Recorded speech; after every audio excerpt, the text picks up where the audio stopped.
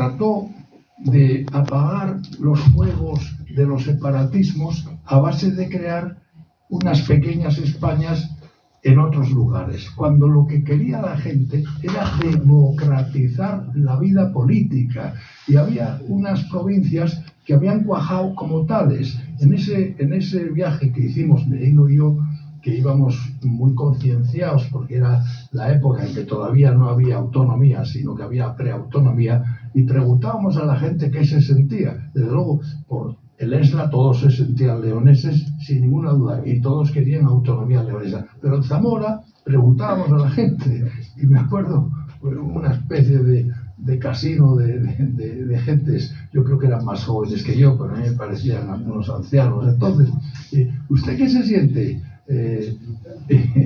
¿Leonés o castellano? Y dice, yo de Zamora, cojones, de Zamora.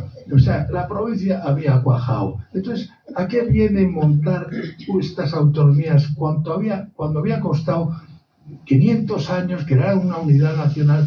Y los separatismos, pues para disimularlos, nos hacen que no democraticemos nuestra vida, que no hagamos, que podamos elegir a lo mejor al gobernador provincial, que lo elijan ahí los ciudadanos, y la vida quede entre la Diputación y el gobernador, y nadie reclamaba otra vez, porque da pena ver todas esas banderas que hay en cada sitio. Se han inventado países, se han inventado tal, en fin, España le han echado, si era una jarra de vino, ahora es más agua que vino.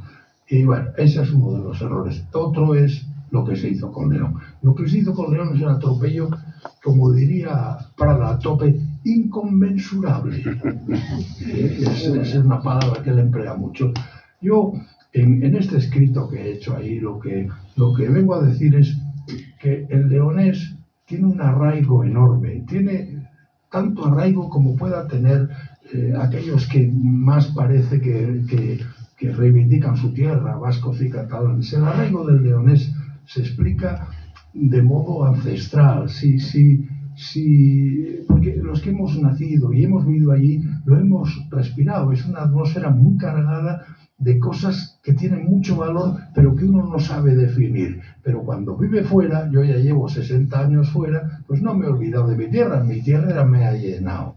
¿Y qué es eso? Pues eso, Julio Caro Baroja, que es quien mejor conoció a España y quien mejor la explicó en sus tomos, que son Los pueblos de España, él dice una frase que yo me quedé con ella y que luego la he visto repetido por muchos que la han leído en un libro que yo hice hace tiempo, y que era más o menos así: difícilmente se encontrará en Europa una región en la que los elementos de su pasado remoto se hallen tan en armonía con su presente. Y eso es lo que también nos define a los leoneses, que tenemos ese arraigo, que tiene una raíz muy honda, muy honda, muy honda, y es muy difícil quitarlo, aunque es verdad, igual que hay políticos que son que se venden fácilmente y hay otros que no se venden nunca, hay leoneses que, bueno, se adaptan a las circunstancias y porque les conviene, pues ese arraigo lo van aparcando. Pero en nuestro caso, y como reivindicación que no es numérica, pero que llega más quizá a las cosas del sentimiento, tengo que decir que la constitución de las autonomías tiene tal artificiosidad que también viene a resumirse en lo que era Castilla la Vieja. De Castilla la Vieja sale Cantabria. Yo, hablando una vez en una coincidencia casual con Camilo José Cela, y hablamos de Santander, él dijo: Cantabria, de Mocita a Santander. Se lo tomó a broma, lo de Cantabria. Cantabria, hay un historiador romano que el que historia la guerra es Tito Livio, en 24 tomos, pero se pierden los relativos a la guerra de Cántabros y Astures. Y hay dos hispanos que sí recogen un resumen de 2 páginas. Y en ese resumen de 2 páginas hablan de Corocota, el líder cántabro. Bueno, pues este Colocota podía ser de la Bañeza, porque eran las guerras cántabro-astures contra Roma. Podía ser de la Bañeza o de Valdellimbre, podía disfrutar del Prieto Picudo. Bueno, pues le han hecho una estatua en el lugar más emblemático de Santander. El mar Cantábrico se llama mar Cantábrico no por los cántabros de Revilla, se llama así porque creían los vascos que ellos eran los cántabros, eran cantares, y los vascos siempre han mandado mucho, y por eso se llama mar Cantábrico, no por los santanderinos. O sea, es de otra cosa. Otra cosa más, Castilla la Vieja. Castilla la Vieja y la castellanidad, pues bueno, es un invento no tan añejo como León. Eso primero Valladolid y Palencia, yo lo estudié en el colegio, ya digo que soy muy mayor, como provincias leonesas. Tienen muchos de leonesas, aunque ellas no lo sepan ni lo reconozcan en su sustrato. Pero Burgos, Logroño, Soria, Segovia, Ávila, Soria, la esencia de la castellanidad. Soria era la Extremadura castellana.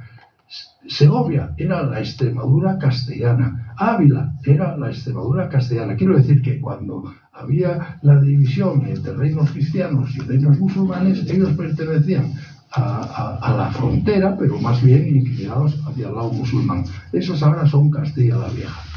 ¿Qué es lo que ha pasado con Castilla la Vieja y León? Os largo una guerra de esas de Valladolid, autoestima, que era la parte que tenía más fuerza política, ideó una región que sería, yo la llamaría la Gran Pucela. La Gran Pucela. No le importó que la Rioja, que sí podríamos considerar la Castilla la Vieja, se fuera. No le importó que Cantabria, que era la montaña de Burgos, se fuera. Porque la única Castilla genuina que hay hoy en Castilla y León es Burgos, la provincia de Burgos, la única. Y las demás no. ¿Y por qué? Porque lo que quería era ser el núcleo de esa región. Yo a esa región le llamaría la Gran Pucela.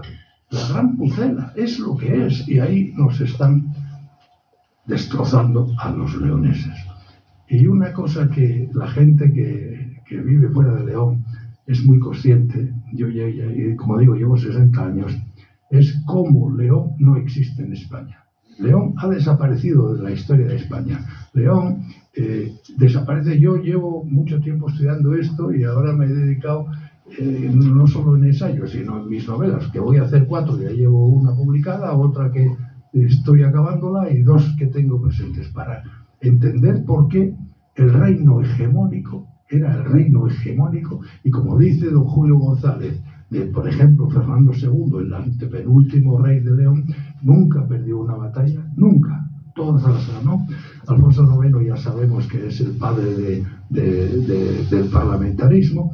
Entonces es un misterio cómo ese reino desaparece y aparece otro que parece como si fuera, no sé, no se entiende, es como si el reino de León cambiara de nombre y se llamase Castilla de repente, porque sus reyes se numeran con la numeración castellana. Bueno, pues eso es un milagro digo, eclesiástico, porque es la Iglesia la que está detrás de eso, es el Papa quien quiere eso, porque el Reino de León pretendió algo quizá imposible en su tiempo, pretendió que las 2 religiones que había en la península predominantes, la islámica y la católica o la cristiana, que pudieran convivir en armonía. Y por eso Alfonso VI, que había vivido en Toledo su exilio, el del Cid, y allí vio cómo convivían las religiones perfectamente, porque que sepan que había un obispo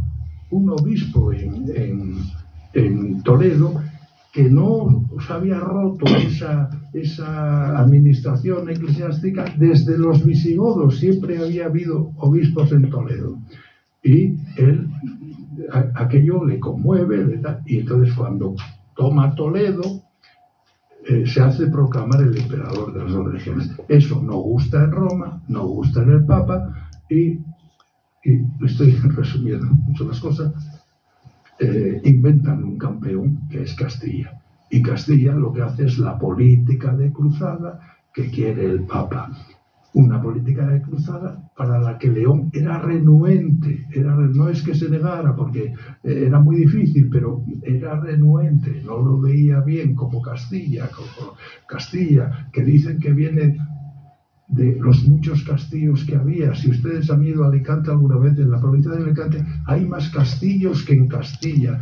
En Francia, en Inglaterra, en Alemania, todo eran castillos. En el mundo feudal todo eran castillos. ¿Por qué? Porque los señores tenían su castillo. ¿Cómo va a llamarse una región Castilla? Porque había muchos castillos. Se llama así, según el lingüista Olivera Sin, porque una población tunecina procedente de Castilla se instaló al norte de Burgos, y de ahí viene el nombre de Castilla, de una población tunecina. Esto es para desahogar y para